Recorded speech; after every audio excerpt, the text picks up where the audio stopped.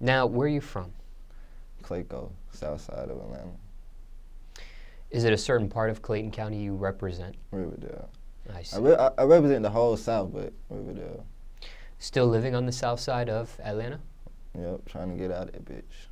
What was it like for you living on the south side of Atlanta? Can you paint the picture for us of you growing up? I mean, it was like, it's like,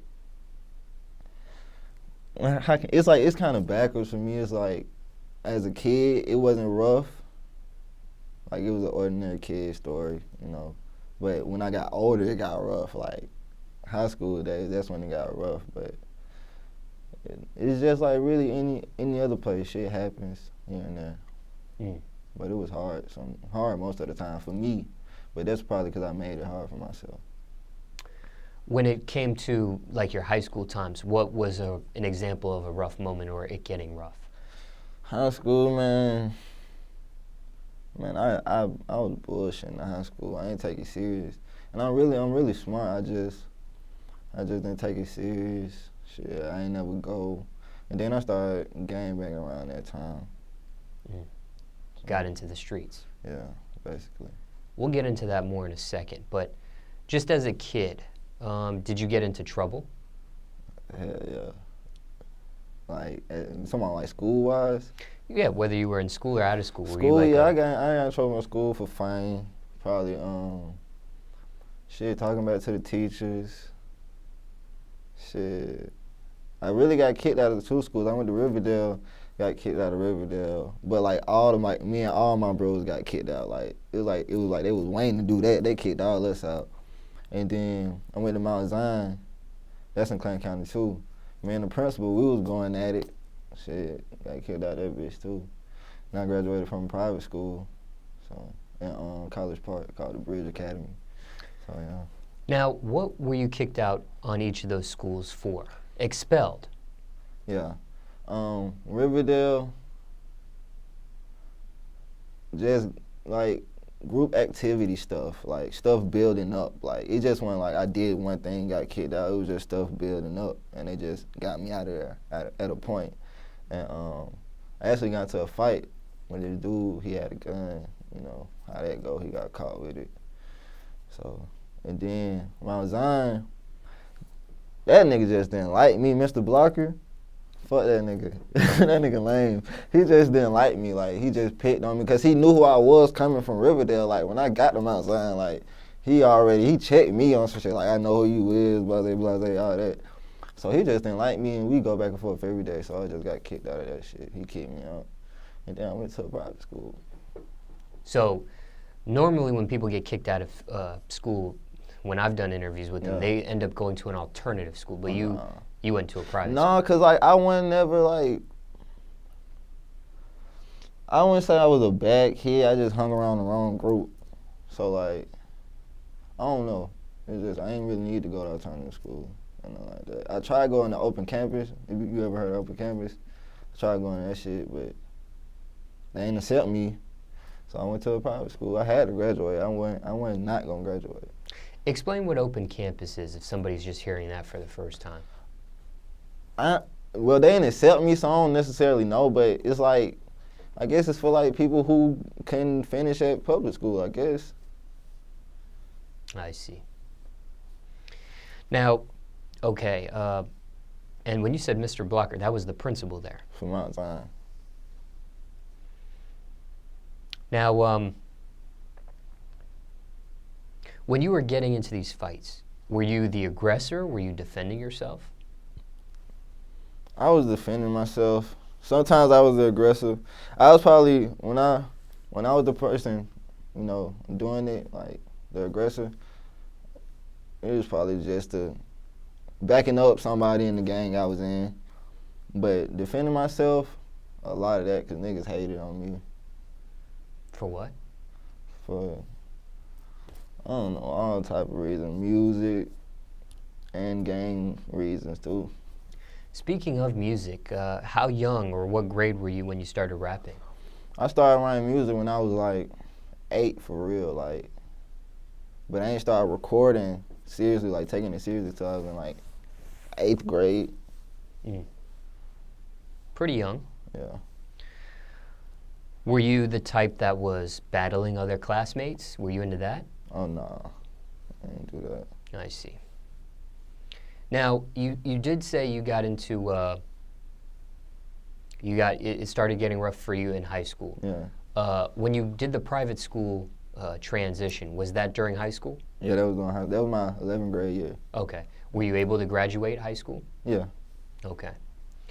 Now, after high school, were there any plans to further your education after that? Hell no, I wanted to be a rapper. I wanted to rap. Like, I wanted to go to this school called SAE Institute, just to like so I can learn how to engineer and stuff. So I can do it all on my own. But shit, my mama can't pay for it. So shit, I'm like, fuck it. I just kept doing what I was doing. What was her reaction to you choosing the music career path instead of furthering the education? Man, my mama, she ain't believe it at first. She ain't believe in it. Like, nobody really did in my family. But they saw it. They caught the wave. I'm happy they did. But shit, she didn't believe it at first. Mm. Now, after the high school graduation, did you pursue music right away seriously, or were you in the streets or having a job or something before music was taken seriously? When I got kicked out of that second school, when I left Mount Zion, I was already out the streets. And I've been taking the music serious like my 9th grade year. It's just, I ain't get hurt like that. I was putting in the work. When it comes to the streets, let's talk about that for a second. How young were you involved in the streets? I say, I don't know if you know your age or what grade. end of 9th grade. So 1 foot in, 1 foot out. Yeah. 1 foot in school, 1 foot in the streets. Yeah. But I was in school, but I wasn't doing shit there. The streets, that can be a very risky path. Facts. There can be consequences with that. There can be violence with that. There can be some sort of incarceration, be it prison or jail with that. There can even be possibly death. Right. Why go that route at that time for you? Lame. I wasn't a lame, but that was a lame move, going outside, being a follower. Like, that shit was just a phase. Like, that shit ain't cool. Was it unavoidable? Could you have made another decision instead of that route? Yeah, by not joining the gang, period. Any regrets? Nope. Because shit, now that's some shit I can learn. Now, when I have a child, have a son, have a daughter, tell them that shit not the way. You said a gang. I know just from prior experience of, watching documentaries about gangs and that sort of thing, if somebody's trying to get out, when somebody joins a gang, there may be an initiation period where people get jumped in. If somebody wants to get out of a gang, do they have to necessarily get jumped out, so to speak? No. I mean, that shit happens, but that shit didn't happen to me. Because, like, honestly, when the time I got out, shit really started dying down. Most of the bros even got locked up, and shit, some bros even passed, So shit, that shit didn't happen to me, but I know that shit happens though. I see. Okay, just curious. Now, somebody watching this, right? Let's say they're a kid, maybe around the same grade level, and they may be 1 foot in, 1 foot out themselves. Everybody's situation could be different. Circumstances could be different. But generally speaking, any advice you would tell a kid like that? 1 foot in, 1 foot out, maybe they're in high school right now. Get both feet in school. Just go to school, do the right thing. Like, it's gonna be worth it at the end. Like, you go, some people be built for the streets. Some people not. I ain't gonna tell you what path to take, but if you was my little brother, you know what I'm saying, or something, or my little sister, I say go to school. That's the best thing to do. That's the right thing to do. That's how you stay out of trouble. Any jobs for you growing up? First job, Chuck E. Cheese. I worked that shit probably a week. Fuck that shit up. Well, shit, I ain't fuck it up. I just didn't want to do that shit. I stopped going. And then I started getting warehouse jobs. Just having jobs, not my swag. I probably did the warehouse job like two, 3 times. Probably stayed at the one the longest. At the most, the longest, a month. Just not my swag. Any of those jobs you mentioned tough? Tough, like hard. Yeah. Man, I did construction work, like not construction, but warehouse work. But the Chuck E. Cheese is the hardest harder than all them shit. I was in the kitchen like making them pizzas at a certain amount of time. Them shit be big as fuck. You gotta put toppings on them. That shit hard. Chuck E. Cheese hard as fuck. I don't fuck with Chuck E. Cheese. It was harder than the warehouse gig. Yes, Chuck E. Cheese harder than warehouse. Any crazy stories dealing with any of those jobs you mentioned? Anything that happened out of the norm? No. Quit these jobs? Got fired from these jobs? What ended up happening? I quit all of them except for one. My last one was the warehouse job.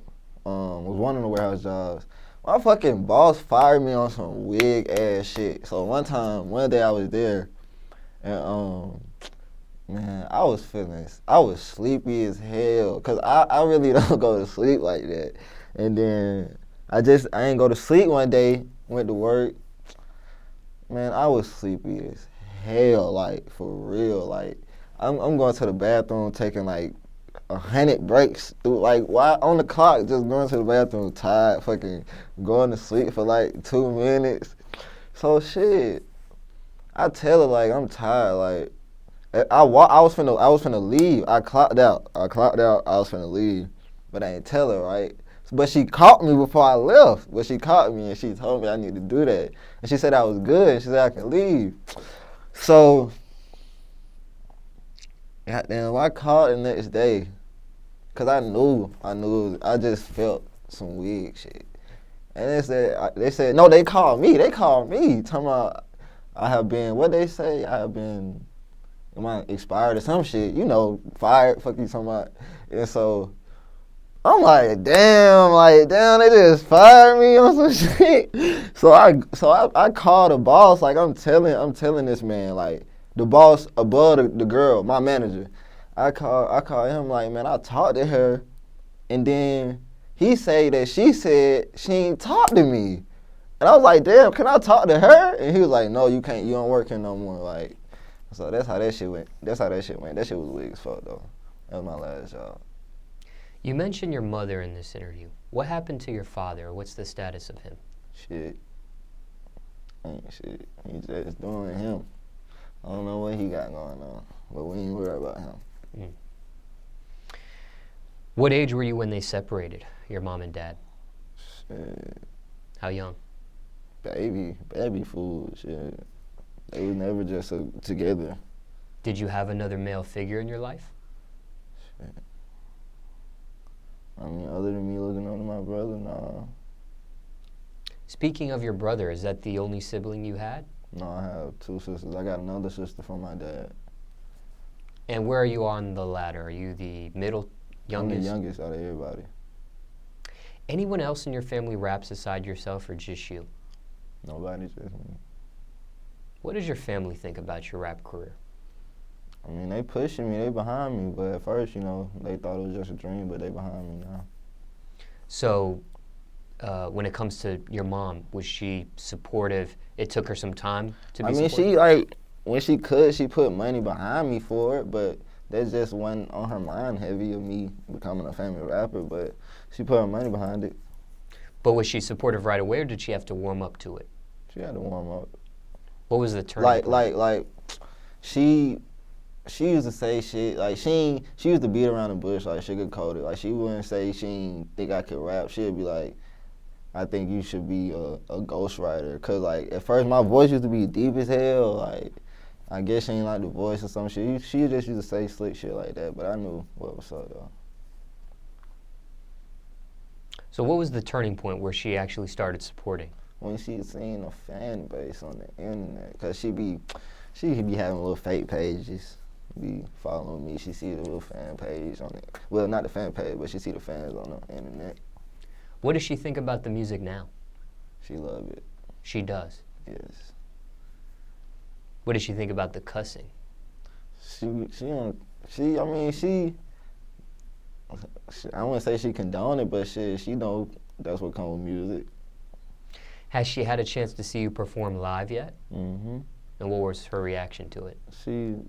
She's surprised. Like, she be surprised. She be happy and shit. We spoke about a variety of subjects in regards to your upbringing, but overall speaking, what's your message to the youth? What would you tell them today? You could be anything you want to be. Like, don't let nobody tell you can't. Like, I know that's like some cliche shit, like some, but that's facts. Like, you can be anything, and it's never too late. Not even just to you, to anybody. Like, a nigga who just did 10 years in prison and you getting out, it's never too late. You can always be what you want to be. You just got to go in there. You got to work hard.